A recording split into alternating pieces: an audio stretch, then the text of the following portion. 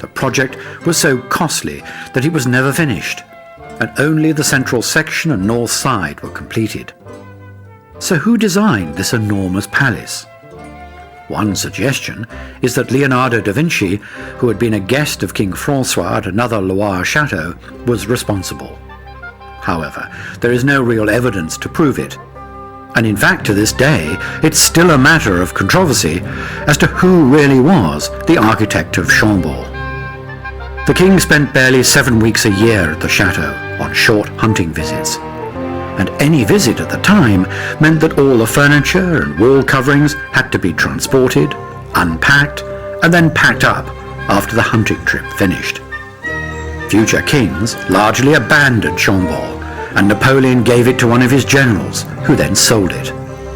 After many owners who tried to look after it, the state took over, and it's now a very popular museum. Today, the River Loire has around 150 bridges across it, many of them historic. This is the bridge at Beaugency, which has a history stretching back to the 14th century. During its long life, the bridge has been extended, repaired, and parts rebuilt. The different shaped arches give a clue to all this work. Over the centuries, floods and ice in winter have caused much damage. War also played its part, because in 1870 one span was destroyed on the orders of the French military during the Franco-Prussian War. In the 1970s, this historic bridge, which was becoming unstable, was completely restored and shored up. Today, the River Loire is navigable for large boats for only about 30 miles. But 200 years ago, the river was an important trading route, and flat-bottom barges could travel over 200 miles upstream to Orléans. The city is dominated by one of the largest cathedrals in France, Sainte Croix d'Orléans, which was first built in the 13th century and then rebuilt in the 16th century after being damaged in war. At Orléans, the River Loire bends to the south, and our journey heads northeast to a royal palace.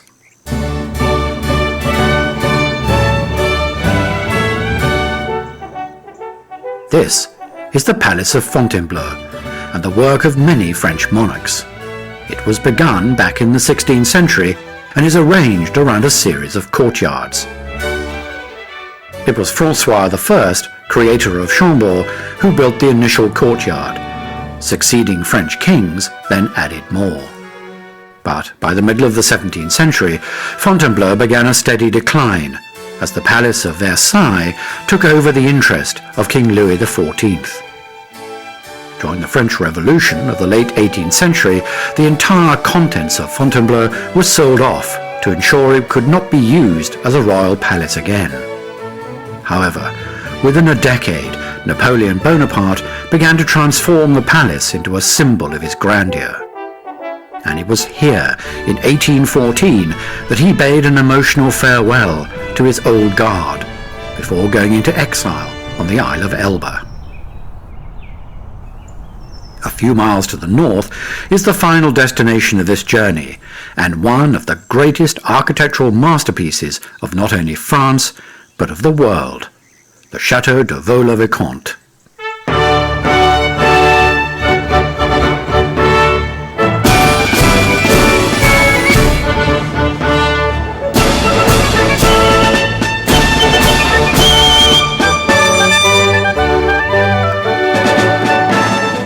In 1641, a young parliamentarian called Nicolas Fouquet bought an old castle and estate at Vaux-le-Vicomte. 15 years later, he had risen to the powerful position of finance minister to King Louis XIV.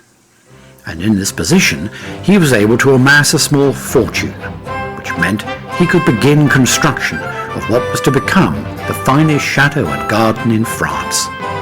This spectacular achievement we see today was the result of Fouquet picking the best people to carry out his dream.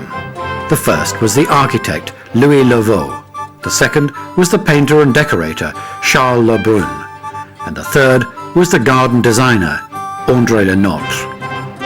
Working closely with their patron, they were to create not only a spectacular house, but also a centre and haven for leading French artists of the day, all of whom contributed to the beauty of Vaux.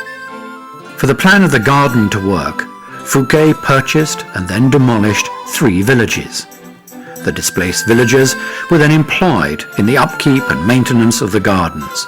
It was said that he employed 18,000 workers to create the gardens at a staggering cost in today's money of around $150 million. All this wealth and influence meant Fouquet had enemies, and they conspired to ruin him.